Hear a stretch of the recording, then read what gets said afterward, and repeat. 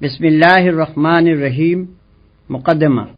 ان گزارشوں کے عنوان میں لفظ مقدمہ دیکھ کر کسی کو یہ غلط فہمی نہ ہو کہ میں قرآن کا مقدمہ لکھ رہا ہوں۔ یہ قرآن کا نہیں، تفہیم القرآن کا مقدمہ ہے، اور اس کے لکھنے سے میرے پیش نظر دو مقصد ہیں۔ اول یہ کہ قرآن کا مطالعہ شروع کرنے سے پہلے ایک عام ناظر ان باتوں سے اچھی طرح واقف ہو جائے جن کو ابتدائی میں سمجھ لینے سے فہم قرآن کی راہ آسان ہو جاتی ہے، ورنہ یہ باتیں دوران مطالعہ میں بار بار کھٹکتی ہیں اور بسا اوقات محض ان کو نہ سمجھنے کی وجہ سے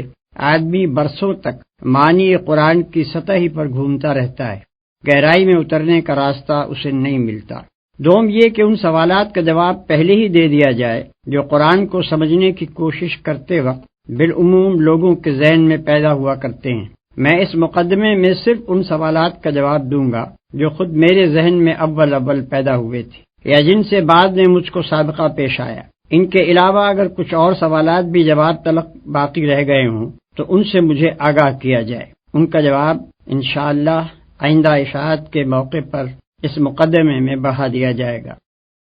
عام طور پر ہم جن کتابوں کے پڑھنے کے عادی ہیں ان میں ایک متعین موضوع پر معلومات، خیالات اور دلائل کو ایک خاص تصنیفی ترتیب کے ساتھ مسلسل بیان کیا جاتا ہے۔ اسی بنا پر جب ایک ایسا شخص جو قرآن سے ابھی تک اجنبی رہا ہے پہلی مرتبہ اس کتاب کے مطالعے کا ارادہ کرتا ہے تو وہ یہ توقع لیے ہوئے آگے بڑھتا ہے کہ کتاب ہونے کی حیثیت سے اس میں بھی عام کتابوں کی طرح پہلے موضوع کا تعین ہوگا، پھر اصل مضمون کو ابواب اور فصول میں تقسیم کر کے ترتیب بار ایک ایک مسئلے پر بحث کی جائے گی، اور اسی طرح زندگی کے ایک ایک شعبے کو بھی الگ الگ لے کر اس کے متعلق احکام و ہدایات سلسلہ وار درج ہوں گی۔ لیکن جب وہ کتاب کھول کر مطالعہ شروع کرتا ہے تو اسے یہاں اپنی توقع کے بالکل خلاف ایک دوسرے ہی انداز بیان سے سابقہ پیش آتا ہے جس سے وہ اب تک بالکل ناآشنا تھا۔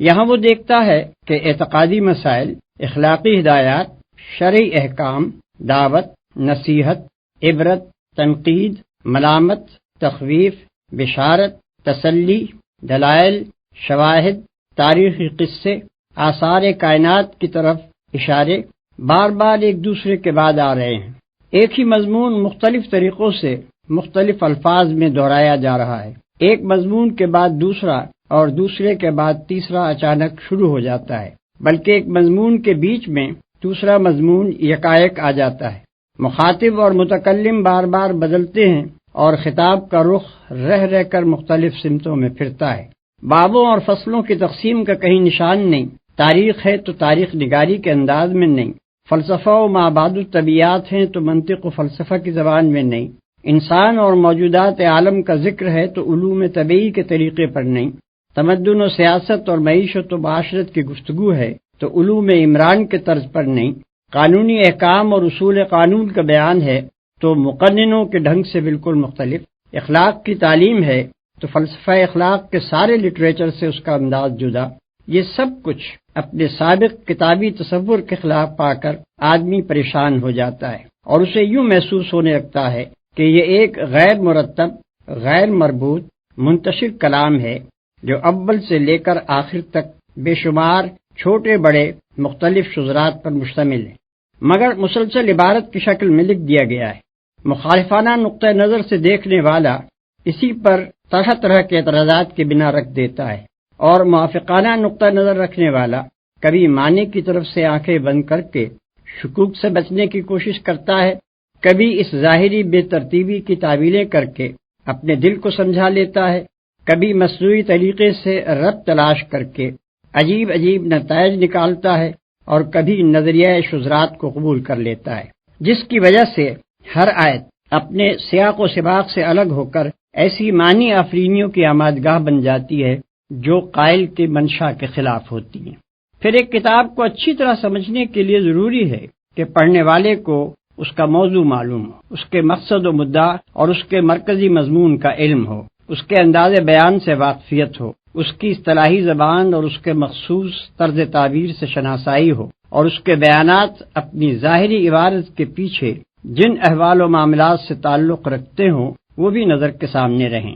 عام طور پر جو کتابیں ہم پڑھتے ہیں ان میں یہ چیزیں بآسانی مل جاتی ہیں، اس لیے ان کے مضامین کی تہ تک پہنچنے میں ہمیں کوئی بڑی زحمت نہیں ہوتی، مگر قرآن میں یہ اس طرح نہیں ملتی جس طرح ہم دوسری کتابوں میں انہیں پانے کے عادی رہے ہیں۔ اس لیے ایک عام کتاب خواں کی سی ذہنیت لے کر جب ہم میں کا کوئی شخص قرآن کا مطالعہ شروع کرتا ہے تو اسے کتاب کے موضوع، مدعا اور مرکزی مضمون کا سراغ نہیں ملتا۔ اس کا انداز بیان اور طرز تعبیر بھی اسے کچھ اجنبی سا محسوس ہوتا ہے، اور اکثر مقامات پر اس کی عبارات کا پس منظر بھی اس کی نگاہوں سے اوجھل رہتا ہے۔ نتیجہ یہ ہوتا ہے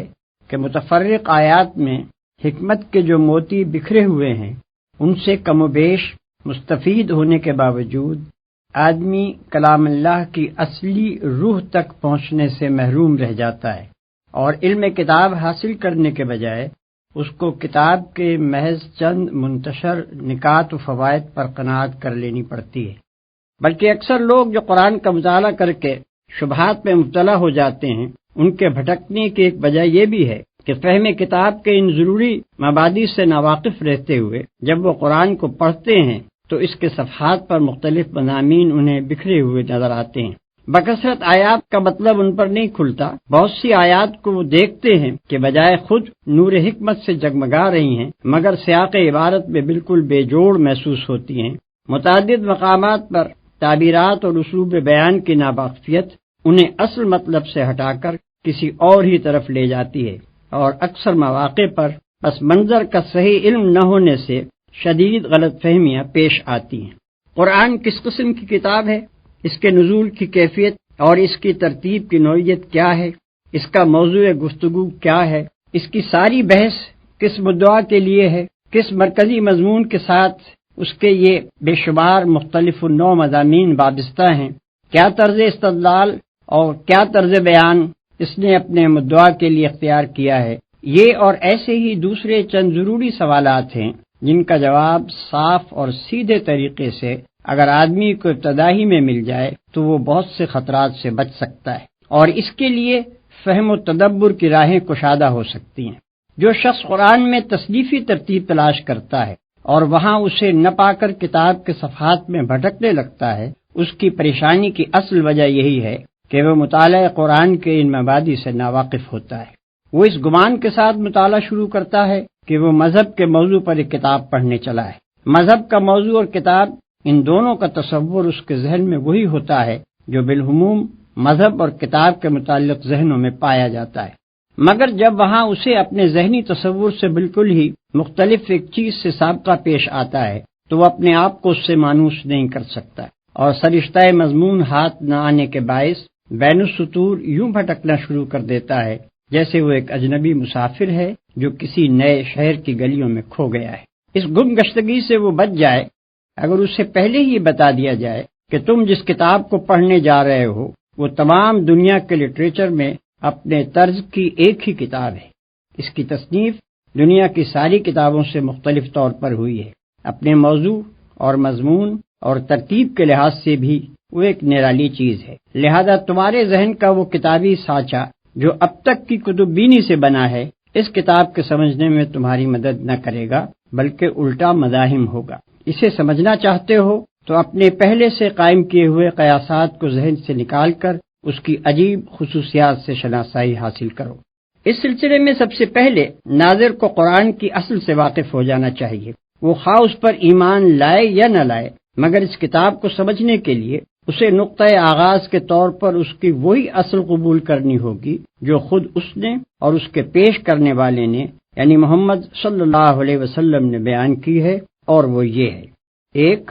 خداوند عالم نے جو ساری کائنات کا خالق اور مالک اور فرماروا ہے، اپنی بے پایہ مملکت کے اس حصے میں جسے زمین کہتے ہیں انسان کو پیدا کیا، اسے جاننے اور سوچنے اور سمجھنے کی قوتیں دیں، بھلائی اور برائی کی تمیز دی، انتخاب اور ارادے کی آزادی عطا کی، تصرف کے اختیارات بخشے، اور فی الجملہ ایک طرح کی خود اختیاری آٹونومی دے کر اس زمین میں اپنا خلیفہ بنایا۔ دو، اس منصب پر انسان کو مقرر کرتے وقت خداوند عالم نے اچھی طرح اس کے کان کھول کر یہ بات اس کے ذہن نشین کر دی تھی کہ تمہارا اور تمام جہان کا مالک، معبود اور حاکم میں ہوں۔ میری سلطنت میں نہ تم خود مختار ہو نہ کسی دوسرے کے بندے ہو، اور نہ میرے سوا کوئی تمہاری اطاعت و بندگی اور پرستش کا مستحق ہے۔ دنیا کی یہ زندگی جس میں تمہیں اختیارات دے کر بھیجا جا رہا ہے، دراصل تمہارے لیے ایک امتحان کی مدت ہے، جس کے بعد تمہیں میرے پاس واپس آنا ہوگا، اور میں تمہارے کام کی جانچ کر کے فیصلہ کروں گا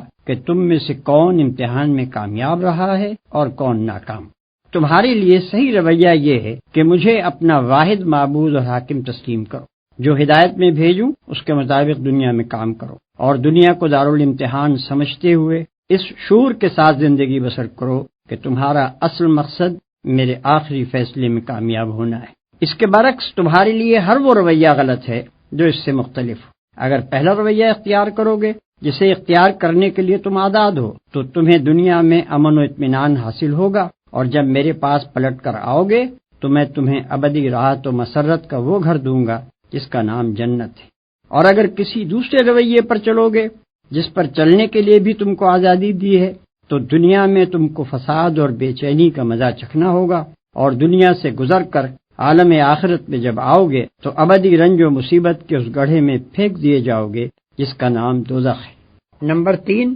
یہ فہمائش کر کے مالک کائنات نے نوع انسانی کو زمین میں جگہ دی، اور اس نوع کے اولین افراد آدم اور حوا کو وہ ہدایت بھی دے دی جس کے مطابق انہیں اور ان کی اولاد کو زمین میں کام کرنا تھا۔ یہ اولین انسان جہالت اور تاریکی کی حالت میں پیدا نہیں ہوئے تھے، بلکہ خدا نے زمین پر ان کی زندگی کا آغاز پوری روشنی میں کیا تھا۔ وہ حقیقت سے واقف تھے، انہیں ان کا قانون حیات بتا دیا گیا تھا۔ ان کا طریق زندگی خدا کی اطاعت یعنی اسلام تھا، اور وہ اپنی اولاد کو یہی بات سکھا کر گئے کہ وہ مطیع خدا مسلم بن کر رہیں۔ لیکن بعد کی صدیوں میں رفتہ رفتہ انسان اس صحیح طریقے زندگی سے منحرف ہو کر مختلف قسم کے غلط رویوں کی طرف چل پڑے۔ انہوں نے غفلت سے اس کو بھی گم کیا اور شرارت سے اس کو مسخ بھی کر ڈالا۔ انہوں نے خدا کے ساتھ زمین و آسمان کی مختلف انسانی اور غیر انسانی، خیالی اور مادی ہستیوں کو خدائی میں شریک ٹھہرا لیا۔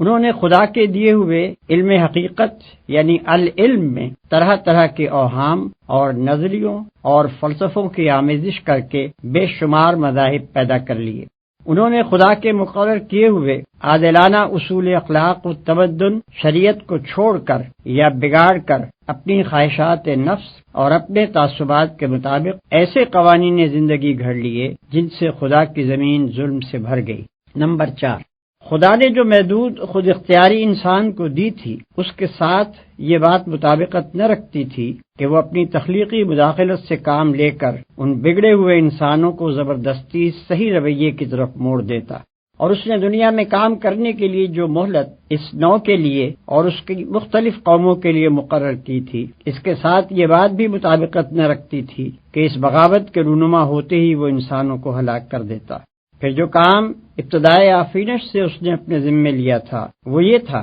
کہ انسان کی خود اختیاری کو برقرار رکھتے ہوئے اس کی مہلت عمل کے دوران میں اس کی رہنمائی کا انتظام وہ کرتا رہے گا۔ چنانچہ اپنی اس خود عائد کردہ ذمہ داری کو ادا کرنے کے لیے اس نے انسانوں ہی میں سے ایسے آدمیوں کو استعمال کرنا شروع کیا جو اس پر ایمان رکھنے والے اور اس کی رضا کی پیروی کرنے والے تھے۔ اس نے ان کو اپنا نمائندہ بنایا، اپنے پیغامات ان کے پاس بھیجے، ان کو علم حقیقت بخشا، انہیں صحیح قانون حیات عطا کیا، اور انہیں اس کام پر مامور کیا کہ بنی آدم کو اسی راہ راست کی طرف پلٹنے کی دعوت دیں جس سے وہ ہٹ گئے تھے۔ 5، یہ پیغمبر مختلف قوموں اور ملکوں میں اٹھتے رہے، ہزارہ برس تک ان کی آمد کا سلسلہ چلتا رہا، ہزارہ کی تعداد میں وہ مبعوث ہوئے، ان سب کا ایک ہی دین تھا، یعنی وہ صحیح رویہ جو اول روز ہی انسان کو بتا دیا گیا تھا۔ وہ سب ایک ہی ہدایت کے پیرو تھے، یعنی اخلاق و تمدن کے وہ ازلی و ابدی اصول جو آغاز ہی میں انسان کے لیے تجویز کر دیے گئے تھے،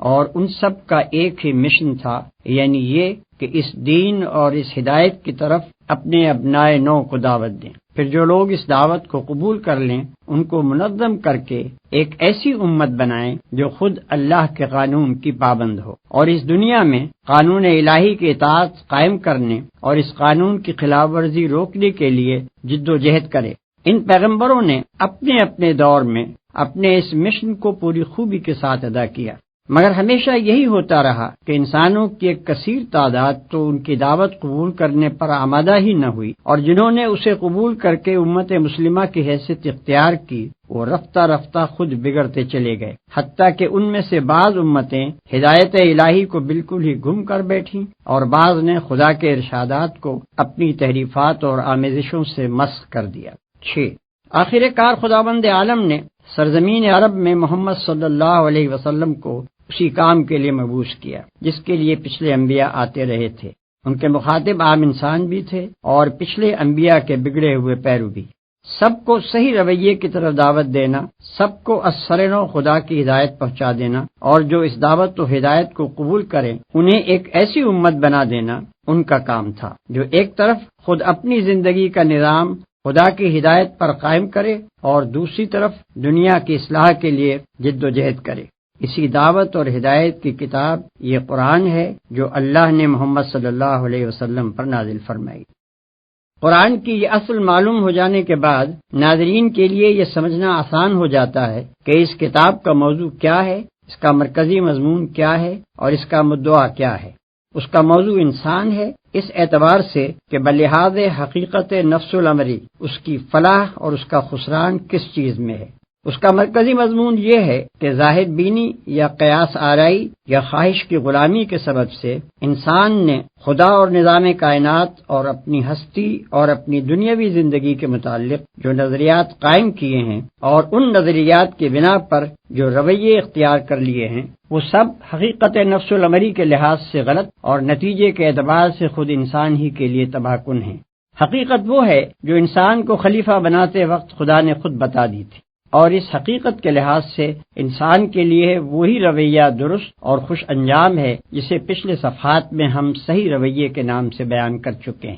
اس کا مدعا انسان کو اس صحیح رویے کی طرف دعوت دینا اور اللہ کی اس ہدایت کو واضح طور پر پیش کرنا ہے جسے انسان اپنی غفلت سے گم اور اپنی شرارت سے مست کرتا رہا ہے۔ ان تین بنیادی امور کو ذہن میں رکھ کر کوئی شخص قرآن کو دیکھے تو اسے صاف نظر آئے گا کہ یہ کتاب کہیں اپنے موضوع اور اپنے مدعا اور مرکزی مضمون سے بال برابر بھی نہیں ہٹی ہے۔ اول سے لے کر آخر تک اس کے مختلف نو مضامین اس کے مرکزی مضمون کے ساتھ اس طرح جڑے ہوئے ہیں جیسے ایک ہار کے چھوٹے بڑے رنگ برنگ جواہر ہار کے رشتے میں مربوط و منسلک ہوتے ہیں۔ وہ زمین و آسمان کی ساخت پر، انسان کی خلقت پر، آثار کائنات کے مشاہدات اور گزری ہوئی قوموں کے واقعات پر گفتگو کرتا ہے، مختلف قوموں کے عقائد و اخلاق اور اعمال پر تنقید کرتا ہے، مابعد الطبیعی امور و مسائل کی تشریح کرتا ہے اور بہت سی دوسری چیزوں کا ذکر بھی کرتا ہے، مگر اس لیے نہیں کہ اسے طبیعیات یا تاریخ یا فلسفے یا کسی اور فن کی تعلیم دینی ہے، بلکہ اس لیے کہ اسے حقیقت نفس الامری کے متعلق انسان کی غلط فہمیاں دور کرنی ہے، اصل حقیقت لوگوں کے ذہن نشین کرنی ہے،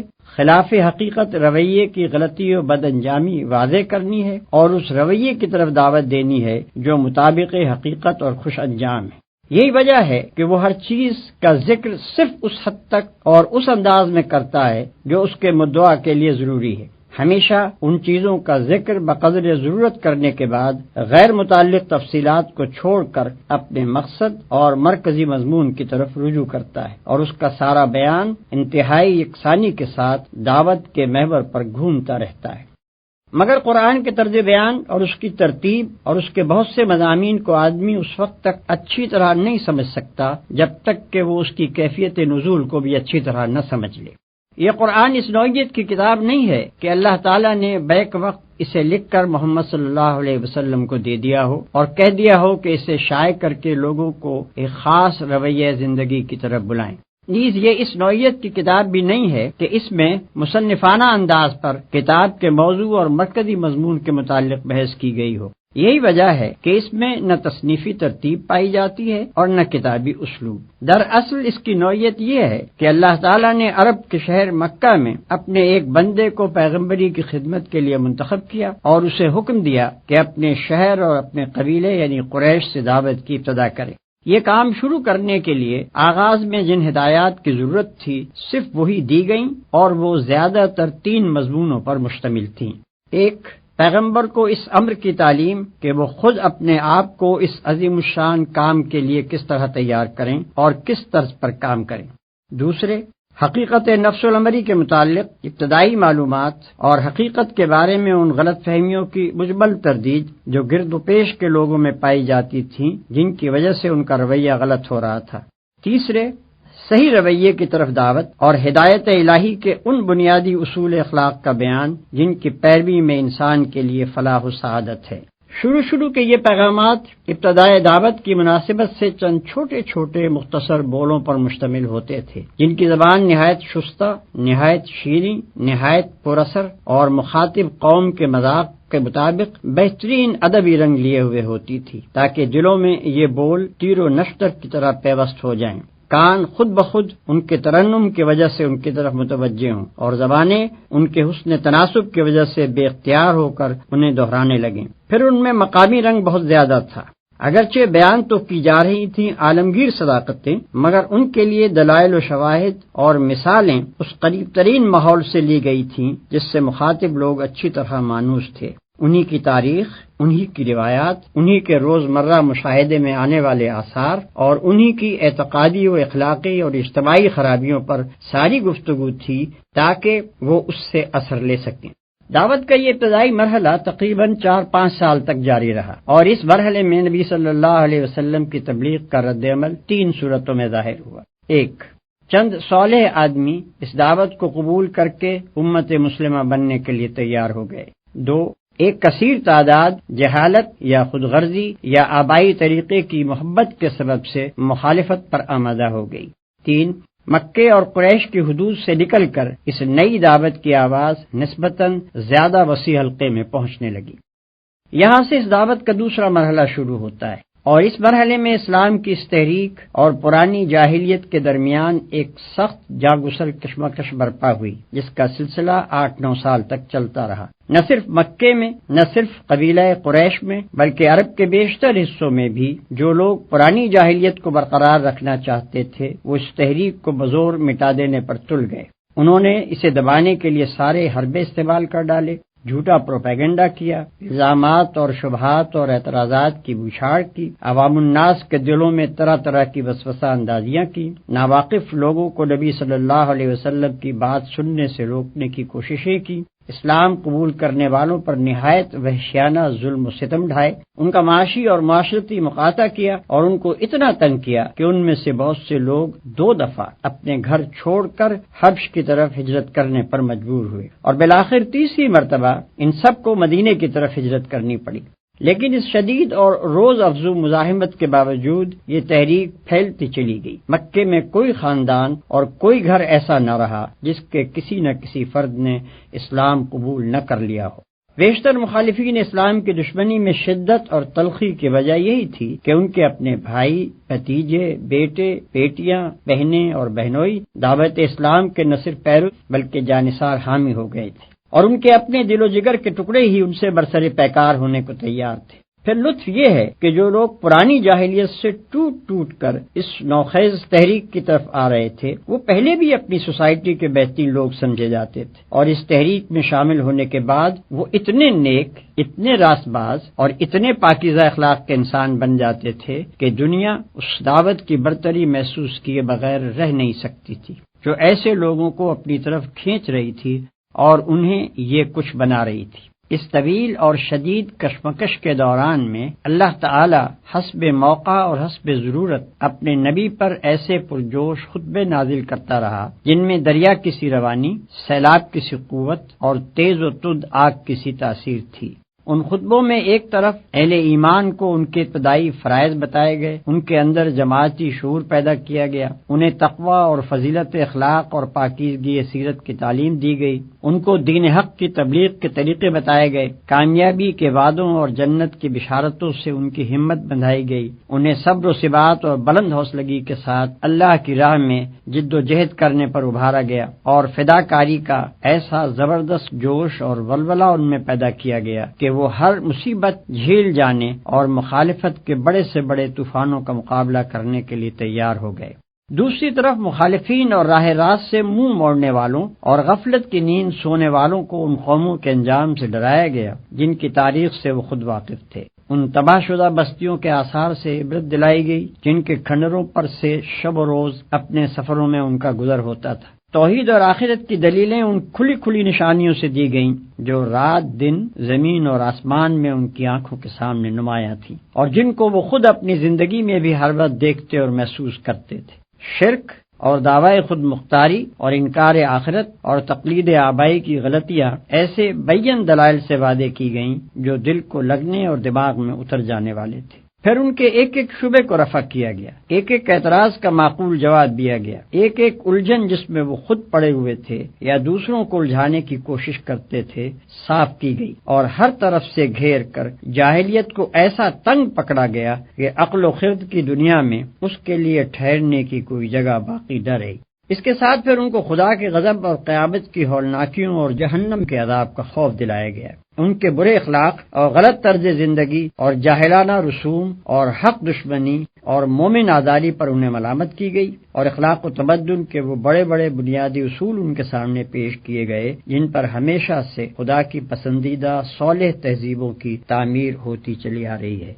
یہ مرحلہ بجائے خود مختلف منزلوں پر مشتمل تھا، جن میں سے ہر منزل میں دعوت زیادہ وسیع ہوتی گئی، جد و جہد اور مزاحمت زیادہ سخت ہوتی گئی، مختلف عقائد اور مختلف طرز عمل رکھنے والے گروہوں سے سابقہ پیش آتا گیا، اور اسی کے مطابق اللہ کی طرف سے آنے والے پیغامات میں مضامین کا تنوع بڑھتا گیا۔ یہ ہے قرآن مجید کی مکی صورتوں کا پس منظر۔ مکے میں اس تحریک کو اپنا کام کرتے ہوئے 13 سال گزر چکے تھے کہ یکایک مدینے میں اس کو ایک ایسا مرکز بہم پہنچ گیا جہاں اس کے لیے یہ ممکن ہو گیا کہ عرب کے تمام حصوں سے اپنے پیرووں کو سمیٹ کر ایک جگہ اپنی طاقت مجتمع کر لے۔ چنانچہ نبی صلی اللہ علیہ وسلم اور بیشتر متبعین اسلام ہجرت کر کے مدینے پہنچ گئے۔ اس طرح یہ دعوت تیسرے مرحلے میں داخل ہوئی۔ اس مرحلے میں حالات کا نقشہ بالکل بدل گیا۔ امت مسلمہ ایک باقاعدہ ریاست کی بنا ڈالنے میں کامیاب ہو گئی۔ پرانی جاہلیت کے علمبرداروں سے مسلح مقابلہ شروع ہوا۔ پچھلے انبیاء کی امتوں یہود و نصارہ سے بھی سابقہ پیش آیا۔ خود امت مسلمہ کے اندرونی نظام میں مختلف قسم کے منافق گھس آئے اور ان سے بھی نمٹنا پڑا، اور 10 سال کی شدید کشمکش سے گزر کر آخر کار یہ تحریک کامیابی کی اس منزل پر پہنچی کہ سارا عرب اس کے زیر نگیں ہو گیا اور عالمگیر دعوت و اصلاح کے دروازے اس کے سامنے کھل گئے۔ اس مرحلے کی بھی مختلف منزلیں تھیں، اور ہر منزل میں اس تحریک کی مخصوص ضرورتیں تھیں۔ ان ضرورتوں کے مطابق اللہ تعالیٰ کی طرف سے ایسی تقریریں نبی صلی اللہ علیہ وسلم پر نازل ہوتی رہیں جن کا انداز کبھی آتشی خطابت کا، کبھی شاہانہ فرامین و احکام کا، کبھی معلمانہ درس و تعلیم کا، اور کبھی مصلحانہ افہام و تفہیم کا ہوتا تھا۔ ان میں بتایا گیا کہ جماعت اور ریاست اور مدنیت صالحہ کی تعمیر کس طرح کی جائے، زندگی کے مختلف شعبوں کو کن اصول و ضوابط پر قائم کیا جائے، منافقین سے کیا سلوک ہو، ذمی کافروں سے کیا برتاؤ ہو، اہل کتاب سے تعلقات کی کیا نوعیت رہے، برسر جنگ دشمنوں اور معاہد قوموں کے ساتھ کیا طرز عمل اختیار کیا جائے، اور منظم اہل ایمان کا یہ گروہ دنیا میں خداوند عالم کی خلافت کے فرائض انجام دینے کے لیے اپنے آپ کو کس طرح تیار کرے۔ ان تقریروں میں ایک طرف مسلمانوں کی تعلیم و تربیت کی جاتی تھی، ان کی کمزوریوں پر تنبیہ کی جاتی تھی، ان کو راہ خدا میں جان و مال سے جہاد کرنے پر ابھارا جاتا تھا، ان کو شکست اور فتح، مصیبت اور راحت، بدحالی اور خوشحالی، امن اور خوف، غرض ہر حال میں اس کے مناسب اخلاقیات کا درس دیا جاتا تھا، اور انہیں اس طرح تیار کیا جاتا تھا کہ وہ نبی صلی اللہ علیہ وسلم کے بعد آپ کے جانشین بن کر اس دعوت و اصلاح کے کام کو انجام دے سکیں۔ دوسری طرف ان لوگوں کو جو دائرہ ایمان سے باہر تھے، اہل کتاب، منافقین، کفار و مشرکین، سب کو ان کی مختلف حالتوں کے لحاظ سے سمجھانے، نرمی سے دعوت دینے، سختی سے ملامت اور نصیحت کرنے، خدا کے عذاب سے ڈرانے اور سبق آموز واقعات و احوال سے عبرت دلانے کی کوشش کی جاتی تھی تاکہ ان پر حجت تمام کر دی جائے۔ یہ ہے قرآن مجید کی مدنی صورتوں کا پس منظر۔ اس بیان سے یہ بات واضح ہو جاتی ہے کہ قرآن مجید ایک دعوت کے ساتھ اترنا شروع ہوا، اور وہ دعوت اپنے آغاز سے لے کر اپنی انتہائی تکمیل تک 23 سال کی مدت میں جن جن مرحلوں اور جن جن منزلوں سے گزرتی رہی، ان کی مختلف نو ضرورتوں کے مطابق قرآن کے مختلف حصے نازل ہوتے رہے۔ ظاہر ہے کہ ایسی کتاب میں وہ تصنیفی ترتیب نہیں ہو سکتی جو ڈاکٹریٹ کی ڈگری لینے کے لیے کسی مقالے میں اختیار کی جاتی ہے۔ پھر اس دعوت کے ارتقاء کے ساتھ ساتھ قرآن کے جو چھوٹے اور بڑے حصے نازل ہوئے وہ بھی رسالوں کی شکل میں شائع نہیں کیے جاتے تھے، بلکہ تقریروں کی شکل میں بیان کیے جاتے اور اسی شکل میں پھیلائے جاتے تھے۔ اس لیے ان کا اسلوب بھی تحریری نہ تھا بلکہ خطابت کا اسلوب تھا۔ پھر یہ خطابت بھی ایک پروفیسر کے لیکچروں کی سی نہیں بلکہ ایک دائی کے خطبوں کی سی تھی، جسے دل و دماغ، عقل اور جذبات ہر ایک سے اپیل کرنا ہوتا ہے، جس کو ہر قسم کی ذہنیتوں سے سابقہ پیش آتا ہے، جسے اپنی دعوت و تبلیغ اور عملی تحریک کے سلسلے میں بے شمار مختلف حالتوں میں کام کرنا پڑتا ہے۔ ہر ممکن پہلو سے اپنی بات دلوں میں بٹھانا، خیالات کی دنیا بدلنا، جذبات کا سیلاب اٹھانا، مخالفتوں کا زور توڑنا، ساتھیوں کی اصلاح و تربیت کرنا اور ان میں جوش اور عزم ابھارنا، دشمنوں کو دوست اور منکروں کو معترف بنانا، مخالفین کی حجت منقطع کرنا اور ان کی اخلاقی طاقت کا استحصال کر دینا، غرض اسے وہ سب کچھ کرنا ہوتا ہے جو ایک دعوت کے علمبردار اور ایک تحریک کے رہنما کے لیے ضروری ہے۔ اس لیے اللہ نے اس کام کے سلسلے میں اپنے پیغمبر پر جو تقریریں نازل فرمائیں ان کا طرز خطابت وہی تھا جو ایک دعوت کے مناسب حال ہوتا ہے۔ ان میں کالج کے لیکچروں کا سا انداز تلاش کرنا صحیح نہیں ہے۔ یہی سے یہ بات بھی اچھی طرح سمجھ میں آ سکتی ہے کہ قرآن میں مضامین کی اس قدر تکرار کیوں ہے۔ ایک دعوت اور عملی تحریک کا فطری اقتضا یہ ہے کہ وہ جس وقت جس مرحلے میں ہو اس میں وہی باتیں کہی جائیں جو اس مرحلے سے مناسبت رکھتی ہوں، اور جب تک دعوت ایک مرحلے میں رہے بعد کے مراحل کی بات نہ چھیڑی جائے بلکہ اسی مرحلے کی باتوں کا اعادہ کیا جاتا رہے، خواہ اس میں چند مہینے لگیں یا کئی سال صرف ہو جائیں۔ پھر اگر ایک ہی قسم کی باتوں کا اعادہ ایک ہی عبارت اور ایک ہی ڈھنگ پر کیا جاتا رہے تو کان انہیں سنتے سنتے تھک جاتے ہیں اور طبیعتیں اکتانے لگتی ہیں۔ اس لیے یہ بھی ضروری ہے کہ ہر مرحلے میں جو باتیں بار بار کہنی ہوں انہیں ہر بار نئے الفاظ، نئے اسلوب اور نئی آن بان سے کہا جائے تاکہ نہایت خوشگوار طریقے سے وہ دلوں میں بیٹھ جائیں اور دعوت کی ایک ایک منزل اچھی طرح مستحکم ہوتی چلی جائے۔ اس کے ساتھ یہ بھی ضروری ہے کہ دعوت کی بنیاد جن عقائد اور اصولوں پر ہو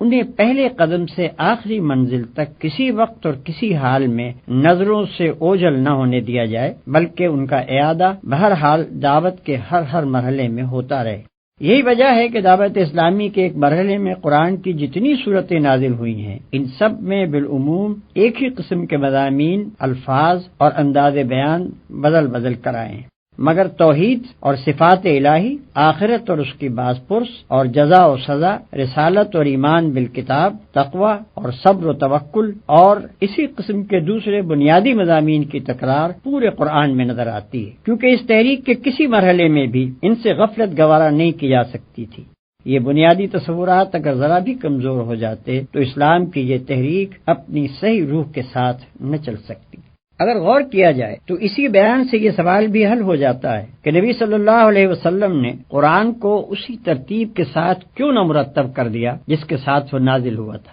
اوپر آپ کو معلوم ہو چکا ہے کہ 23 سال تک قرآن کا نزول اس ترتیب سے ہوتا رہا جس ترتیب سے دعوت کا آغاز اور اس کا ارتقاء ہوا۔ اب یہ ظاہر ہے کہ دعوت کی تکمیل کے بعد ان نازل شدہ اجزاء کے لیے وہ ترتیب کسی طرح درست نہ ہو سکتی تھی جو صرف ارتقاء دعوت ہی کے ساتھ مناسبت رکھتی تھی۔ اب تو ان کے لیے ایک دوسری ہی ترتیب درکار تھی جو تکمیل دعوت کے بعد کی صورتحال کے لیے زیادہ مناسب ہو، کیونکہ ابتدا میں اس کے مخاطب اول وہ لوگ تھے جو اسلام سے ناآشنائے محض تھے، اس لیے اس وقت بالکل نقطۂ آغاز سے تعلیم و تلقین شروع کی گئی، مگر تکمیل دعوت کے بعد اس کے مخاطب اول وہ لوگ ہو گئے جو اس پر ایمان لا کر ایک امت بن چکے تھے اور اس کام کو جاری رکھنے کے ذمہ دار قرار پائے تھے جسے پیغمبر نے نظریے اور عمل دونوں حیثیتوں سے مکمل کر کے ان کے حوالے کیا تھا۔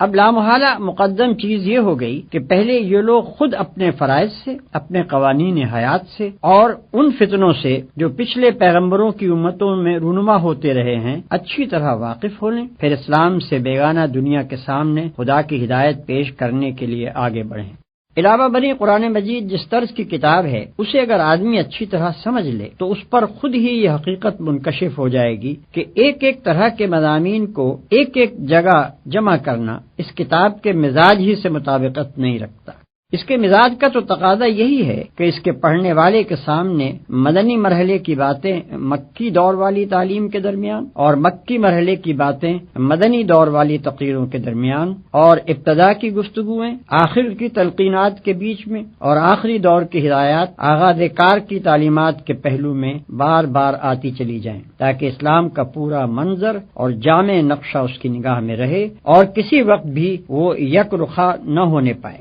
پھر اگر قرآن کو اس کی نزولی ترتیب پر مرتب کیا بھی جاتا تو وہ ترتیب بعد کے لوگوں کے لیے صرف اسی صورت میں بامانی ہو سکتی تھی جبکہ قرآن کے ساتھ اس کی پوری تاریخ نزول اور اس کے ایک ایک جز کی کیفیت نزول و شان نزول لکھ کر لگا دی جاتی اور وہ لازمی طور پر قرآن کا ایک ضمیمہ بن کر رہتی۔ یہ بات اس مقصد کے خلاف تھی جس کے لیے اللہ تعالیٰ نے اپنے کلام کا یہ مجموعہ مرتب اور محفوظ کرایا تھا۔ وہاں تو پیش نظر چیز ہی یہ تھی کہ خالص کلام الہی بغیر کسی دوسرے کلام کی آمیزش یا شمول کے اپنی مختصر صورت میں مرتب ہو، جسے بچے، جوان، بوڑھے، عورت، مرد، شہری، دیہاتی، عامی، عالم سب پڑھیں، ہر زمانے میں اور ہر جگہ ہر حالت میں پڑھیں، اور ہر مرتبہ عقل و دانش کا انسان کم از کم یہ بات ضرور جان لے کہ اس کا خدا اس سے کیا چاہتا ہے اور کیا نہیں چاہتا۔ ظاہر ہے کہ یہ مقصد فوت ہو جاتا اگر اس مجموعہ کلام الہی کے ساتھ ایک لمبی چوڑی تاریخ بھی لگی ہوئی ہوتی اور اس کی تلاوت بھی لازم کر دی جاتی۔ حقیقت یہ ہے کہ قرآن کی موجودہ ترتیب پر جو لوگ اعتراض کرتے ہیں وہ اس کتاب کے مقصد و مدعا سے صرف نابلد ہی نہیں ہیں بلکہ کچھ اس غلط فہمی میں بھی مبتلا معلوم ہوتے ہیں کہ یہ کتاب محض علم تاریخ اور فلسفہ عمران کے طلبہ ہی کے لیے نازل ہوئی ہے۔ ترتیب قرآن کے سلسلے میں یہ بات بھی ناظرین کو معلوم ہو جانی چاہیے کہ یہ ترتیب بعد کے لوگوں کی دی ہوئی نہیں ہے بلکہ خود اللہ تعالیٰ کی ہدایت کے تحت نبی صلی اللہ علیہ وسلم ہی نے قرآن کو اس طرح مرتب فرمایا تھا۔ قاعدہ یہ تھا کہ جب کوئی صورت نازل ہوتی تو آپ اسی وقت اپنے کاتبوں میں سے کسی کو بلاتے اور اس کو ٹھیک ٹھیک قلم بند کرانے کے بعد ہدایت فرما دیتے کہ یہ صورت فلاں سورہ کے بعد اور فلاں سورہ سے پہلے رکھی جائے۔ اسی طرح اگر قرآن کا کوئی ایسا حصہ نازل ہوتا جس کو مستقل صورت بنانا پیش نظر نہ ہوتا تو آپ ہدایت فرما دیتے کہ اسے فلاں سورہ میں فلاں مقام پر درج کیا جائے۔ پھر اسی ترتیب سے آپ خود بھی نماز میں اور دوسرے مواقع پر قرآن مجید کی تلاوت فرماتے تھے اور اسی ترتیب کے مطابق صحابہ کرام بھی اس کو یاد کرتے تھے۔ لہذا یہ ایک ثابت شدہ تاریخی حقیقت ہے کہ قرآن مجید کا نزول جس روز مکمل ہوا اسی روز اس کی ترتیب بھی مکمل ہو گئی۔ جو اس کا نازل کرنے والا تھا وہی اس کا مرتب کرنے والا بھی تھا، جس کے قلب پر وہ نازل کیا گیا اسی کے ہاتھوں اسے مرتب بھی کرا دیا گیا، کسی دوسرے کی مجال نہ تھی کہ اس میں مداخلت کرتا۔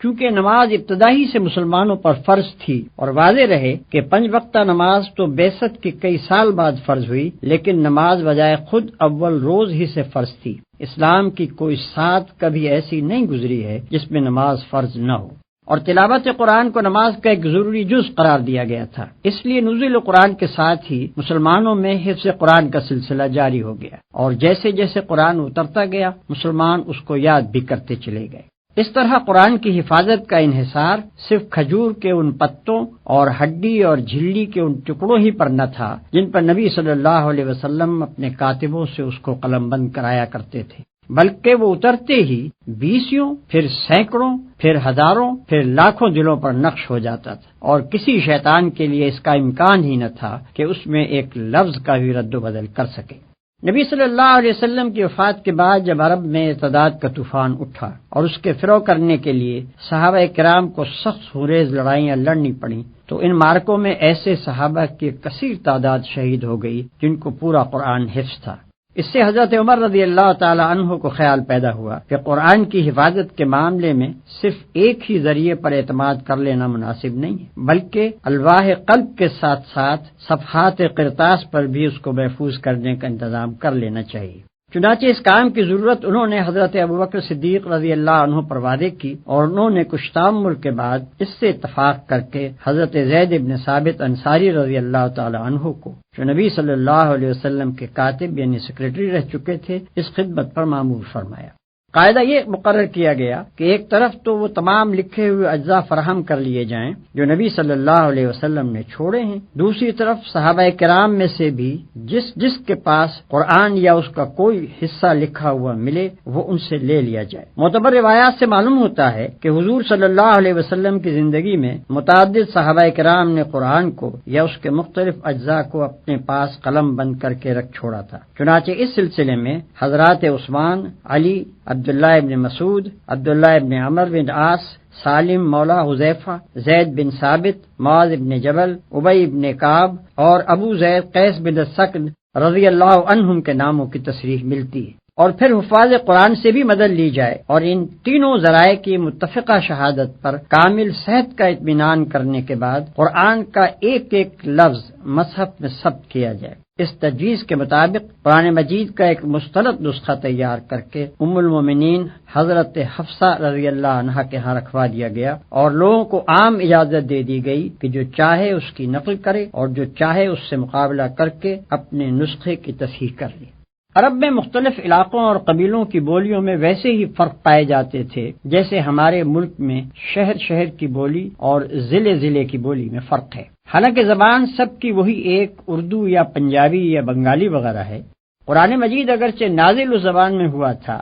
جو مکہ میں قریش کے لوگ بولتے تھے، لیکن ابتداءً اس امر کی اجازت دے دی گئی تھی کہ دوسرے علاقوں اور قبیلوں کے لوگ اپنے اپنے لہجے اور محاورے کے مطابق اسے پڑھ لیا کریں، کیونکہ اس طرح معنی میں کوئی فرق نہیں پڑتا تھا، صرف عبارت ان کے لیے ملائم ہو جاتی تھی۔ لیکن رفتہ رفتہ جب اسلام پھیلا اور عرب کے لوگوں نے اپنے ریگستان سے نکل کر دنیا کے ایک بڑے حصے کو فتح کر لیا اور دوسری قوموں کے لوگ بھی دائرہ اسلام میں آنے لگے اور بڑے پیمانے پر عرب و عجم کے اختلاط سے عربی زبان متاثر ہونے لگی، تو یہ اندیشہ پیدا ہوا کہ اگر اب بھی دوسرے لہجوں اور محاوروں کے مطابق قرآن پڑھنے کی اجازت باقی رہی تو اس سے طرح طرح کے فتنے کھڑے ہو جائیں گے۔ مثلا یہ کہ ایک شخص کسی دوسرے شخص کو غیر مانوس طریقے پر کلام اللہ کی تلاوت کرتے ہوئے سنے گا اور یہ سمجھ کر اس سے لڑ پڑے گا کہ وہ دانستہ کلام الہی میں تحریف کر رہا ہے، یا یہ کہ یہ لفظی اختلافات رفتہ رفتہ واقعی تحریفات کا دروازہ کھول دیں گے، یا یہ کہ عرب و عجم کے اختلاط سے جن لوگوں کی زبان بگڑے گی وہ اپنی بگڑی ہوئی زبان کے مطابق قرآن میں تصرف کر کے اس کے حسن کلام کو بگاڑ دیں گے۔ ان وجوہ سے حضرت عثمان رضی اللہ عنہ نے صحابہ کرام رضوان اللہ تعالی علیہم اجمعین کے مشورے سے یہ طے کیا کہ تمام ممالک اسلامیہ میں صرف اس معیاری نسخہ قرآن کی نقلیں شائع کی جائیں جو حضرت ابوبکر رضی اللہ عنہ کے حکم سے ضبط تحریر میں لایا گیا تھا، اور باقی تمام دوسرے لہجوں اور محاوروں پر لکھے ہوئے مصاحف کی اشاعت ممنوع قرار دے دی جائے۔ آج جو قرآن ہمارے ہاتھوں میں ہے یہ ٹھیک اسی مصحف صدیقی کے مطابق ہے جس کی نقلیں حضرت عثمان رضی اللہ عنہ نے سرکاری اہتمام سے تمام دیار و امسار میں بھجوائی تھیں۔ اس وقت بھی دنیا میں متعدد مقامات پر قرآن کے وہ مستند نسخے موجود ہیں۔ کسی کو اگر قرآن کی محفوظیت میں ذرہ برابر بھی شک ہو تو وہ اپنا اطمینان اس طرح کر سکتا ہے کہ مغربی افریقہ میں کسی کتاب فروش سے قرآن کا ایک نسخہ خریدے اور جاوا میں کسی حافظ سے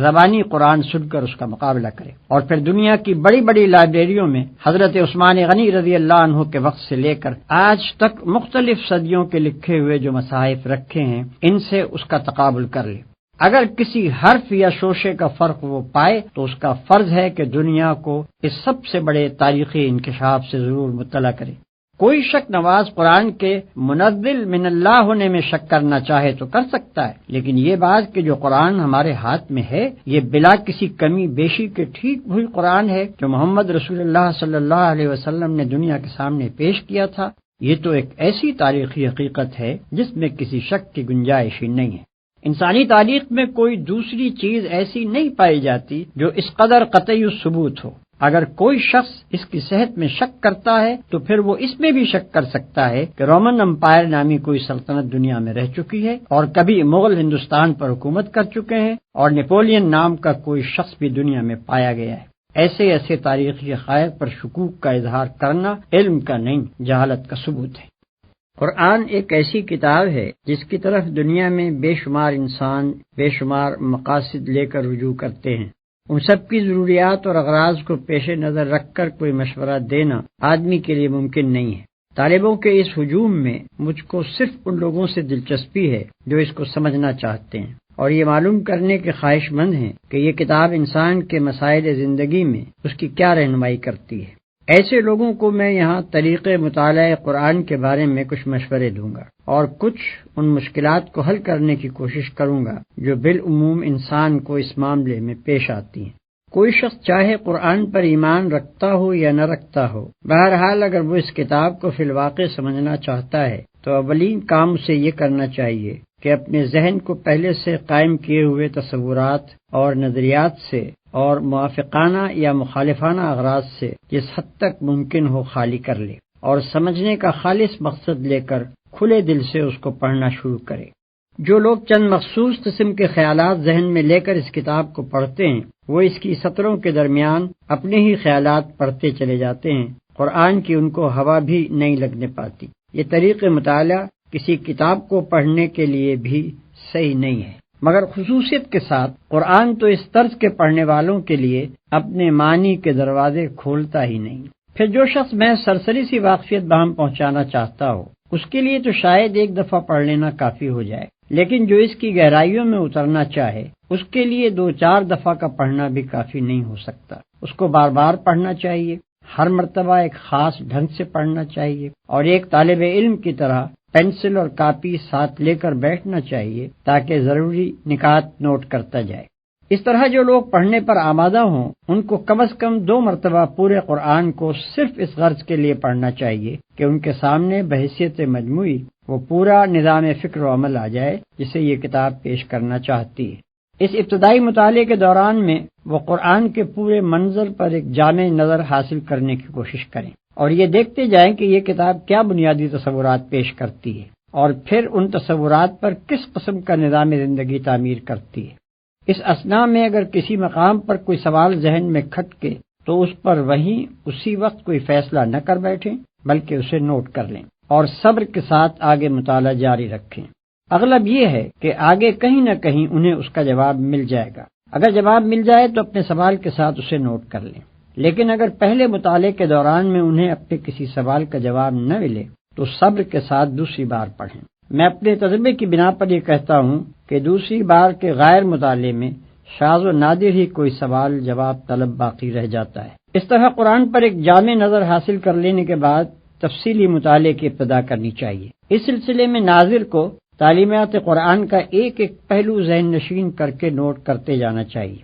مثلاً وہ اس بات کو سمجھنے کی کوشش کرے کہ انسانیت کا کون سا نمونہ ہے جسے قرآن پسندیدہ قرار دیتا ہے اور کس نمونے کے انسان اس کے نزدیک مبغوض و مردود ہیں۔ اس مضمون کو اچھی طرح اپنی گرفت میں لانے کے لیے اس کو چاہیے کہ اپنی کاپی پر ایک طرف پسندیدہ انسان اور دوسری طرف ناپسندیدہ انسان کی خصوصیات آمنے سامنے نوٹ کرتا چلا جائے، یا مثلاً وہ یہ معلوم کرنے کی کوشش کرے کہ قرآن کے نزدیک انسان کی فلاح و نجات کا مدار کن امور پر ہے اور کیا چیزیں ہیں جن کو وہ انسان کے لیے نقصان اور ہلاکت اور بربادی کا موجب قرار دیتا ہے۔ اس مضمون کو بھی وضاحت اور تفصیل کے ساتھ جاننے کا صحیح طریقہ یہ ہے کہ آدمی اپنی کاپی پر موجبات فلاح اور موجبات خسران کے 2 عنوانات ایک دوسرے کے مقابل قائم کر لے اور مطالعہ قرآن کے دوران میں روزانہ دونوں قسم کی چیزوں کو نوٹ کرتا جائے۔ علی ھذا القیاس عقائد، اخلاق، حقوق، فرائض، معاشرت،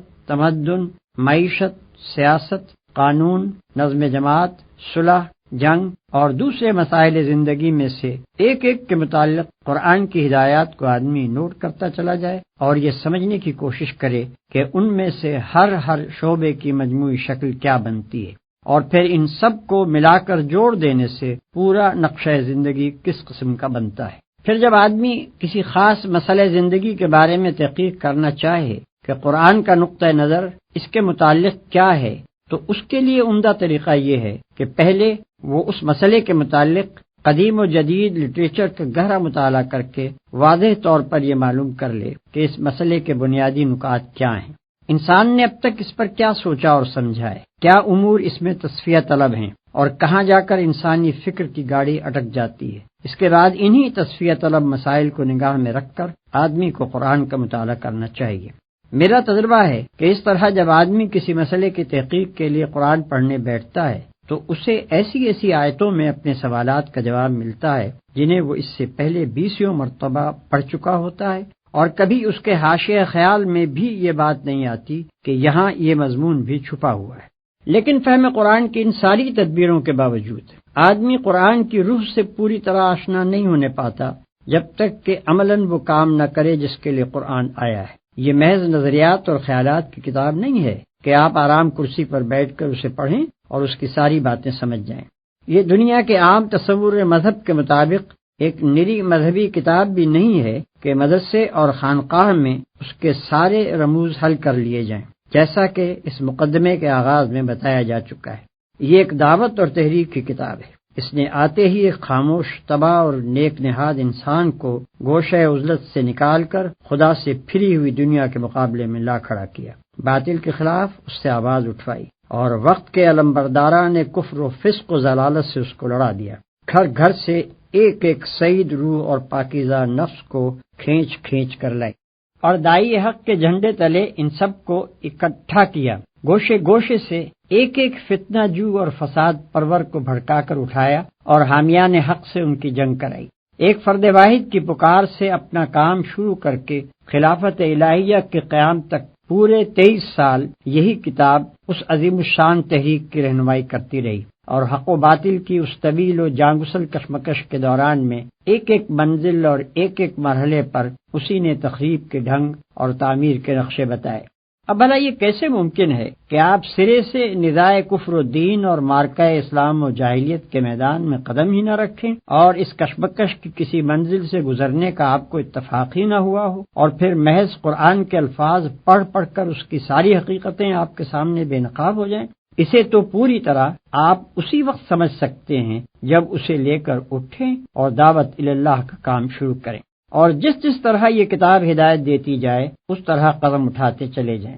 تب وہ سارے تجربات آپ کو پیش آئیں گے جو نزول قرآن کے وقت پیش آئے تھے۔ مکے اور حبش اور طائف کی منزلیں بھی آپ دیکھیں گے، اور بدر و احد سے لے کر حنین اور تبوک تک کے مراحل بھی آپ کے سامنے آئیں گے۔ ابو جہل اور ابو لہب سے بھی آپ کو واسطہ پڑے گا، منافقین اور یہود بھی آپ کو ملیں گے، اور سابقین اولین سے لے کر مؤلفۃ القلوب تک سبھی طرح کے انسانی نمونے آپ دیکھ بھی لیں گے اور برت بھی لیں گے۔ یہ ایک اور ہی قسم کا سلوک ہے جس کو میں سلوک قرآنی کہتا ہوں۔ اس سلوک کی شان یہ ہے کہ اس کی جس منزل سے آپ گزرتے جائیں گے، قرآن کی کچھ آیتیں اور صورتیں خود سامنے آ کر آپ کو بتاتی چلی جائیں گی کہ وہ اسی منزل میں اتری تھی اور یہ ہدایت لے کر آئی تھی۔ اس وقت یہ تو ممکن ہے کہ لغت اور نحو اور معنی اور بیان کے کچھ نکات سالک کی نگاہ سے چھپے رہ جائیں، لیکن یہ ممکن نہیں ہے کہ قرآن اپنی روح کو اس کے سامنے بے نقاب کرنے سے بخل برت جائے۔ پھر اسی کلیے کے مطابق قرآن کے احکام، اس کی اخلاقی تعلیمات، اس کی معاشی اور تمدنی ہدایات اور زندگی کے مختلف پہلوؤں کے بارے میں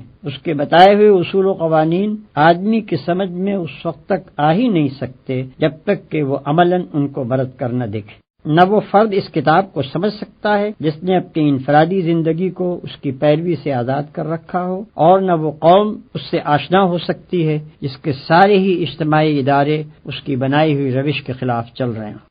قرآن کے اس دعوے سے ہر کہو مہ واقف ہے کہ وہ تمام نوع انسانی کی ہدایت کے لیے آیا ہے، لیکن جب کوئی شخص اس کو پڑھنے بیٹھتا ہے تو دیکھتا ہے کہ اس کا روح سخن زیادہ تر اپنے زمانہ نزول کے اہل عرب کی طرف ہے۔ اگرچہ کبھی کبھی وہ بنی آدم اور عامت الناس کو بھی پکارتا ہے، لیکن اکثر باتیں وہ ایسی کہتا ہے جو عرب کے مذاق، عرب ہی کے ماحول، عرب ہی کی تاریخ اور عرب ہی کے رسم و رواج سے ربط و تعلق رکھتی ہیں۔ ان چیزوں کو دیکھ کر آدمی سوچنے لگتا ہے کہ جو چیز عام انسانوں کی ہدایت کے لیے اتاری گئی تھی اس میں وقتی اور مقامی اور قومی عنصر اتنا زیادہ کیوں ہے؟ اس معاملے کی حقیقت کو نہ سمجھنے کی وجہ سے بعض لوگ اس شک میں پڑ جاتے ہیں کہ شاید یہ چیز اصل میں تو اپنے ہم عصر اہل عرب ہی کی اصلاح کے لیے تھی، لیکن بعد میں زبردستی کھینچ تان کر اسے تمام انسانوں کے لیے اور ہمیشہ ہمیشہ کے لیے کتاب ہدایت قرار دے دیا گیا۔ جو شخص یہ اعتراض محض اعتراض کی خاطر نہیں اٹھاتا بلکہ فی الواقع اسے سمجھنا چاہتا ہے، اسے میں مشورہ دوں گا کہ وہ پہلے خود قرآن کو پڑھ کر ذرا ان مقامات پر نشان لگائے جہاں اس نے کوئی ایسا عقیدہ یا خیال یا تصور پیش کیا ہو یا کوئی ایسا اخلاقی اصول یا عملی قاعدہ و ضابطہ بیان کیا ہو جو صرف عرب ہی کے لیے مخصوص ہو اور جس کو وقت اور زمانے اور مقام نے فی الواقع محدود کر رکھا ہو۔ محض یہ بات کہ وہ ایک خاص مقام اور زمانے کے لوگوں کو خطاب کر کے ان کے مشرکانہ عقائد اور رسوم کی تردید کرتا ہے اور انہی کے گرد و پیش کی چیزوں کو مواد استدلال کے طور پر لے کر توحید کے دلائل قائم کرتا ہے، یہ فیصلہ کر دینے کے لیے کافی نہیں ہے کہ اس کی دعوت اور اس کا اپیل بھی وقتی اور مقامی ہے۔ دیکھنا یہ چاہیے کہ شرک کی تردید میں جو کچھ وہ کہتا ہے کیا وہ دنیا کے ہر شرک پر اسی طرح چسپاں نہیں ہوتا جس طرح مشرکین عرب کے شرک پر چسپاں ہوتا تھا؟ کیا انہی دلائل کو ہم ہر زمانے اور ہر ملک کے مشرکین کی اصلاح خیال کے لیے استعمال نہیں کر سکتے؟ اور کیا اس بات توحید کے لیے قرآن کے طرز استدلال کو تھوڑے سے رد و بدل کے ساتھ ہر وقت ہر جگہ کام میں نہیں لایا جا سکتا؟ اگر جواب اس بات میں ہے تو پھر کوئی وجہ نہیں کہ ایک عالمگیر تعلیم کو صرف اس بنا پر وقتی و مقامی قرار دیا جائے کہ ایک خاص وقت میں ایک خاص قوم کو خطاب کر کے وہ پیش کی گئی تھی۔ دنیا کا کوئی فلسفہ اور کوئی نظام زندگی اور کوئی مذہب فکر ایسا نہیں ہے جس کی ساری باتیں از اول تا آخر تجریدی ایبسٹریکٹ طرز بیان میں پیش کی گئیں اور کسی متعین حالت یا صورت پر اس کو چسپاں کر کے ان کی توضیح نہ کی گئی ہو۔ ایسی مکمل تجرید اول تو ممکن نہیں ہے، اور ممکن ہو بھی تو جو چیز اس طریقے پر پیش کی جائے گی وہ صرف صفحہ کاغذ ہی پر رہ جائے گی، انسانوں کی زندگی میں اس کا جذب ہو کر ایک عملی نظام میں تبدیل ہونا محال ہے۔ پھر کسی فکری و اخلاقی اور تمدنی تحریک کو اگر بین الاقوامی پیمانے پر پھیلانا مقصود ہو تو اس کے لیے بھی یہ قطعاً ضروری نہیں ہے، بلکہ سچ یہ ہے کہ مفید بھی نہیں ہے کہ شروع سے اس کو بالکل ہی بین الاقوامی بنانے کی کوشش کی جائے۔ در حقیقت اس کا صحیح عملی طریقہ صرف ایک ہی ہے، اور وہ یہ ہے کہ جن افکار اور نظریات اور اصولوں پر وہ تحریک انسانی زندگی کے نظام کو قائم کرنا چاہتی ہے انہیں پوری قوت کے ساتھ خود اس ملک میں پیش کیا جائے جہاں سے اس کی دعوت اٹھی ہو، ان لوگوں کے ذہن نشین کیا جائے جن کی زبان اور مزاج اور عادات و خصائل سے اس تحریک کے داعی بخوبی واقف ہوں، اور پھر اپنے ہی ملک میں ان اصولوں کو عملاً برت کر اور ان پر ایک کامیاب نظام زندگی چلا کر دنیا کے سامنے نمونہ پیش کیا جائے۔ تبھی دوسری قومیں اس کی طرف توجہ کریں گی اور ان کے ذہین آدمی خود آگے بڑھ کر اسے سمجھنے اور اپنے ملک میں رواج دینے کی کوشش کریں گے۔ لہذا محض یہ بات کہ کسی نظام فکر و عمل کو ابتداً ایک ہی قوم کے سامنے پیش کیا گیا تھا اور استدلال کا سارا زور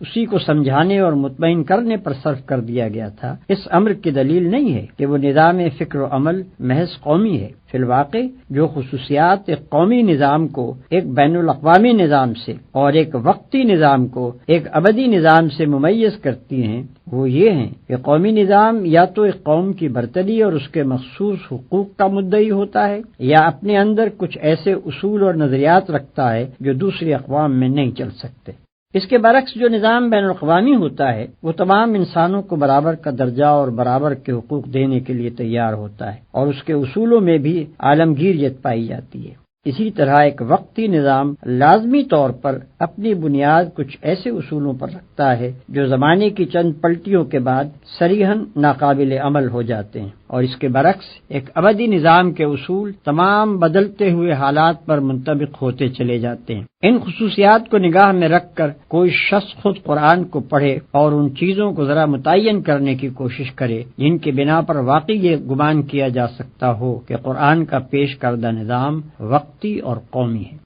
قرآن کے متعلق یہ بات بھی ایک عام ناظر کے کان میں پڑی ہوئی ہوتی ہے کہ یہ ایک مفصل ہدایت نامہ اور ایک کتاب عین ہے، مگر جب وہ اسے پڑھتا ہے تو اس میں معاشرت اور تمدن اور سیاست اور معیشت وغیرہ کے تفصیلی احکام و ضوابط اس کو نہیں ملتے، بلکہ وہ دیکھتا ہے کہ نماز اور زکوٰۃ جیسے فرائض کے متعلق بھی جن پر قرآن بار بار اس قدر زور دیتا ہے اس نے کوئی ایسا ضابطہ تجویز نہیں کیا ہے جس میں تمام ضروری احکام کی تفصیل درج ہو۔ یہ چیز بھی آدمی کے ذہن میں خلجان پیدا کرتی ہے کہ آخر یہ کس معنی میں ہدایت نامہ ہے۔ اس معاملے میں ساری الجھن صرف اس لیے پیدا ہوتی ہے کہ آدمی کی نگاہ سے حقیقت کا ایک پہلو بالکل اوجھل رہ جاتا ہے، یعنی یہ کہ خدا نے صرف کتاب ہی نازل نہیں کی تھی بلکہ ایک پیغمبر بھی مبعوث فرمایا تھا۔ اگر اصل اسکیم یہ ہو کہ بس ایک نقشہ تعمیر لوگوں کو دے دیا جائے اور لوگ اس کے مطابق خود عمارت بنا لیں تو اس صورت میں بلا شبہ تعمیر کے ایک ایک جز کی تفصیل ہم کو ملنی چاہیے، لیکن جب تعمیری ہدایات کے ساتھ ایک انجینئر بھی سرکاری طور پر مقرر کر دیا جائے اور وہ ان ہدایات کے مطابق ایک عمارت بنا کر کھڑی کر دے تو پھر انجینئر اور اس کی بنائی ہوئی عمارت کو نظر انداز کر کے صرف نقشے ہی میں تمام جزیات کی تفصیل تلاش کرنا اور پھر اسے نہ پا کر نقشے کی ناتمامی کا شکوہ کرنا غلط ہے۔ قرآن جزیات کی کتاب نہیں ہے بلکہ اصول اور کلیات کی کتاب ہے۔ اس کا اصل کام یہ ہے کہ نظام اسلامی کی فکری اور اخلاقی بنیادوں کو پوری وضاحت کے ساتھ نہ صرف پیش کرے بلکہ عقلی استدلال اور جذباتی اپیل دونوں کے ذریعے سے خوب مستحکم بھی کر دے۔ اب رہی اسلامی زندگی کی عملی صورت، تو اس معاملے میں وہ انسان کی رہنمائی اس طریقے سے نہیں کرتا کہ زندگی کے ایک ایک پہلو کے متعلق تفصیلی ضابطے اور قوانین بتائے، بلکہ وہ ہر شعبہ زندگی کے حدود اربع بتا دیتا ہے اور نمایاں طور پر چند گوشوں میں سنگ نشان کھڑے کر دیتا ہے جو اس بات کا تعین کر دیتے ہیں کہ اللہ تعالیٰ کی مرضی کے مطابق ان شعبوں کی تشکیل و تعمیر کن خطوط پر ہونی چاہیے۔ ان ہدایات کے مطابق عملاً اسلامی زندگی کی صورت گری کرنا نبی صلی اللہ علیہ وسلم کا کام تھا۔ انہیں معمور ہی اس لیے کیا گیا تھا کہ دنیا کو اس انفرادی سیرت و کردار اور اس معاشرے اور ریاست کا نمونہ دکھا دیں جو قرآن کے دیے ہوئے اصولوں کی عملی تعبیر و تفسیر ہو۔ ایک اور سوال جو بالعموم لوگوں کے ذہن میں کھٹکتا ہے وہ یہ ہے کہ ایک طرف تو قرآن ان لوگوں کی انتہائی مذمت کرتا ہے جو کتاب اللہ کے آ جانے کے بعد تفرقے اور اختلاف میں پڑ جاتے ہیں اور اپنے دین کے ٹکڑے کر ڈالتے ہیں، اور دوسری طرف قرآن کے احکام کی تعبیر و تفسیر میں صرف متاخرین ہی نہیں، ائمہ اور تابعین اور خود صحابہ تک کے درمیان اتنے اختلافات پائے جاتے ہیں کہ شاید کوئی ایک بھی احکامی آیت ایسی نہ ملے گی جس کی ایک تفسیر بالکل متفق علیہ ہو۔ کیا یہ سب لوگ اس مذمت کے مصداق ہیں جو قرآن میں وارد ہوئی ہیں؟ اگر نہیں تو پھر وہ کون سا تفرقہ و اختلاف ہے جس سے قرآن منع کرتا ہے؟ یہ ایک نہایت وسیع الاطراف مسئلہ ہے جس پر مفصل بحث کرنے کا یہ موقع نہیں ہے۔ یہاں قرآن کے ایک عامی طالب علم کی الجھن دور کرنے کے لیے صرف اتنا اشارہ کافی ہے کہ قرآن اس صحت بخش اختلاف رائے کا مخالف نہیں ہے جو دین میں متفق اور اسلامی نظام جماعت میں متحد رہتے ہوئے محض احکام و قوانین کی تعبیر میں مخلصانہ تحقیق کی بنا پر کیا جائے، بلکہ وہ مذمت اس اختلاف کی کرتا ہے جو نفسانیت اور کج نگاہی سے شروع ہو اور فرقہ بندی اور نزاع باہمی تک نوبت پہنچا دے۔ یہ دونوں قسم کے اختلاف نہ اپنی حقیقت میں یکساں ہیں اور نہ اپنے نتائج میں ایک دوسرے سے کوئی مشابہت رکھتے ہیں کہ دونوں کو ایک ہی لکڑی سے ہانک دیا جائے۔ پہلی قسم کا اختلاف تو ترقی کی جان اور زندگی کی روح ہے۔ وہ ہر اس سوسائٹی میں پایا جائے گا جو عقل و فکر رکھنے والے لوگوں پر مشتمل ہو۔ اس کا پایا جانا زندگی کی علامت ہے اور اس سے خالی صرف وہی سوسائٹی ہو سکتی ہے جو ذہین انسانوں سے نہیں بلکہ لکڑی کے کندوں سے مرکب ہو۔ رہا دوسری قسم کا اختلاف تو ایک دنیا جانتی ہے کہ اس نے جس گروہ میں بھی سر اٹھایا اس کو پراگندہ کر کے چھوڑا۔ اس کا رونما ہونا صحت کی نہیں بلکہ مرض کی علامت ہے اور اس کے نتائج کبھی کسی امت کے حق میں بھی مفید نہیں ہو سکتے۔ ان دونوں قسم کے اختلافات کا فرق واضح طور پر یوں سمجھیے کہ ایک صورت تو وہ ہے جس میں خدا اور رسول کی اطاعت پر جماعت کے سب لوگ متفق ہوں، احکام کا ماخذ بھی بالاتفاق قرآن و سنت کو مانا جائے، اور پھر دو عالم کسی جزوی مسئلے کی تحقیق میں یا دو قاضی کسی مقدمے کے فیصلے میں ایک دوسرے سے اختلاف کریں، مگر ان میں سے کوئی بھی نہ تو اس مسئلے کو اور اس میں اپنی رائے کو مدار دین بنائے اور نہ اس سے اختلاف کرنے والے کو دین سے خارج قرار دے، بلکہ دونوں اپنے اپنے دلائل دے کر اپنی حد تک تحقیق کا حق ادا کر دے، اور یہ بات رائے عام پر یا اگر عدالتی مسئلہ ہو تو ملک کی آخری عدالت پر یا اگر اجتماعی معاملہ ہو تو نظام جماعت پر چھوڑ دیں کہ وہ دونوں رائےوں میں سے جس کو چاہیں قبول کریں یا دونوں کو جائز رکھیں۔ دوسری صورت یہ ہے کہ اختلاف سرے سے دین کی بنیادوں ہی میں کر ڈالا جائے، یا یہ کہ کوئی عالم یا صوفی یا مفتی یا متکلم یا لیڈر کسی ایسے مسئلے میں جس کو خدا اور رسول نے دین کا بنیادی مسئلہ قرار نہیں دیا تھا ایک رائے اختیار کرے اور خواہ مخواہ کھینچتان کر اس کو دین کا بنیادی مسئلہ بنا ڈالے، اور پھر جو اس سے اختلاف کرے اس کو خارج از دین و ملت قرار دے، اور اپنے حامیوں کا ایک جتھا بنا کر کہے کہ اصل امت مسلمہ بس یہ ہے اور باقی سب جہنمی ہیں، اور ہانک پکار کر کہے کہ مسلم ہے تو بس اس جتھے میں آ جا ورنہ تو مسلم ہی نہیں ہے۔ قرآن نے جہاں کہیں بھی اختلاف و فرقہ بندی کی مخالفت کی ہے اس سے اس کی مراد یہ دوسری قسم کا اختلاف ہی ہے۔ رہا پہلی قسم کا اختلاف تو اس کی متعدد مثالیں خود نبی صلی اللہ علیہ وسلم کے سامنے پیش آ چکی تھیں، اور آپ نے صرف یہی نہیں کہ اس کو جائز رکھا بلکہ اس کی تحسین بھی فرمائی، اس لیے کہ وہ اختلاف تو اس بات کا پتہ دیتا ہے کہ جماعت میں غور و فکر اور تحقیق و تجسس اور فہم و تفقع کی صلاحیتیں موجود ہیں، اور جماعت کے ذہین لوگوں کو اپنے دین سے اور اس کے احکام سے دلچسپی ہے، اور ان کی ذہانتیں اپنے مسائل زندگی کا حل دین کے باہر نہیں بلکہ اس کے اندر ہی تلاش کرتی ہیں، اور جماعت بحیثیت مجموعی اس زرین قاعدے پر عامل ہے کہ اصول میں متفق رہ کر اپنی وحدت برقرار رکھے، اور پھر اپنے اہل علم و فکر کو صحیح حدود کے اندر تحقیق و اجتہاد کی آزادی دے کر ترقی کے مواقع بھی باقی رکھے۔ ھذا ما عندی والعلم عند اللہ علیہ توکلت و الیہ انیب۔ اس مقدمے میں تمام ان مسائل کا استقصاء کرنا میرے پیش نظر نہیں ہے جو مطالعہ قرآن کے دوران میں ایک ناظر کے ذہن میں پیدا ہوتے ہیں، اس لیے کہ ان سوالات کا بیشتر حصہ ایسا ہے جو کسی نہ کسی آیت یا سورت کے سامنے آنے پر ذہن کو کھٹکتا ہے، اور اس کا جواب تفہیم القرآن میں برسر موقع دے دیا گیا ہے۔ لہذا ایسے سوالات کو چھوڑ کر میں نے یہاں صرف ان جامع مسائل سے بحث کی ہے جو بحیثیت مجموعی پورے قرآن سے تعلق رکھتے ہیں۔ ناظرین کرام سے میری درخواست ہے کہ صرف اس مقدمے کو دیکھ کر ہی اس کے تشنا ہونے کا فیصلہ نہ کر دیں، بلکہ پوری کتاب کو دیکھنے کے بعد اگر ان کے ذہن میں کچھ سوالات جواب طلب باقی رہ جائیں یا کسی سوال کے جواب کو وہ ناکافی پائیں تو مجھے اس سے مطلع فرمائیں۔